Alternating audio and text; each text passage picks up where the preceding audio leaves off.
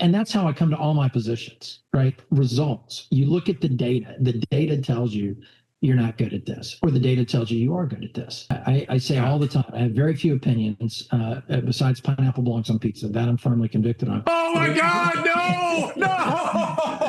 But it's an opinion, right? Meaning you can disagree and we're still friends, right? Yes. But a lot of the other stuff that I share with people, well, see, then you have a position and it's not an opinion. And you're entitled to that, but you're wrong. Anyway, the things that I teach and I say, people go, that doesn't sound right. I go, I know. I used to believe what you believed. And then I looked at the data and it wasn't taking me where I wanted to go. And I found a different approach, right? We were not particularly close. We had a lot of animosity between us, which my dad later said he figured marked down as his biggest failure as a dad. But, that's neither here nor there. But I had hoped as we matured, we would get closer.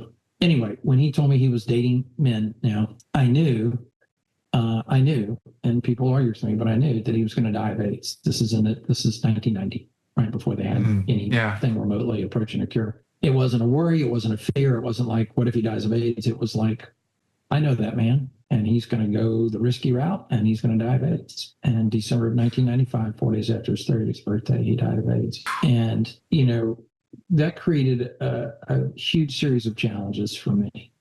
My folks were divorced, and the pain that it caused to each of them was huge. And my dad had remarried, but, so he had somebody kind of there for him, but my mom hadn't. But in either case, they didn't need somebody. They needed each other, and they couldn't be there for the other, right? And so then it comes to me, right? And I'm busy helping my parents navigate this instead of navigating myself, which was a pretty significant challenge. And the part that's most embarrassing about the fact that we were throwing punches is my fiance was sitting between us. Oh, man. So I really should blame her for going ahead and marrying me shortly after that. She should have stepped on off right about there. She should have been like, this is not going to work. So that's the most embarrassing part of that. But there's other embarrassing parts too. But, so we just never got to, a lot of that. Well, you talked about grief is not something you get over. It's something you adapt to or adapt with over time. And now that that was, 37 years ago, 30, somewhere. 30, 95. He died in 95. Yeah, so 30 years ago. Okay. That was, that was 30 years ago. How are you processing that now? How is that sitting with you now? I mean, I deal in reality, right?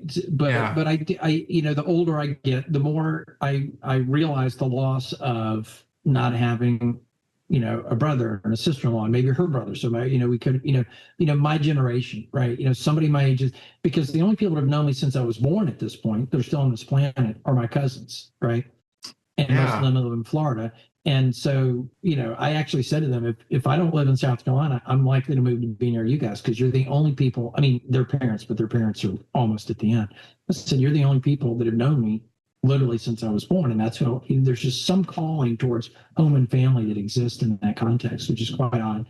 I shouldn't say odd, but unexplainable, I should say, common. It's interesting. And I think it merits a conversation to really dive into what is your business in its current form, and how did it come to be, where it is now?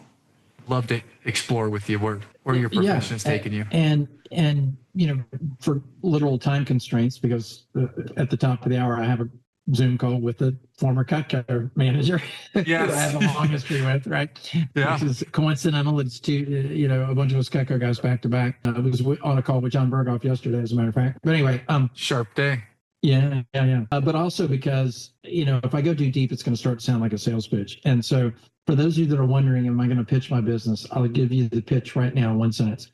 There's more where that came from. That's the pitch, right? Meaning if I share some things and you're like, that's interesting. Okay, cool. I have more to talk about, right? We'll figure out a way for you guys to find me here shortly. But anyway, the nature of the work. Okay. First wife used to say consistently, if you could figure out how to make a living off all the handshakes between other business people that you've created, right? You'd be in great shape. And I used to say there's not a model for that, except a finder's fee model, which is de facto a bad plan.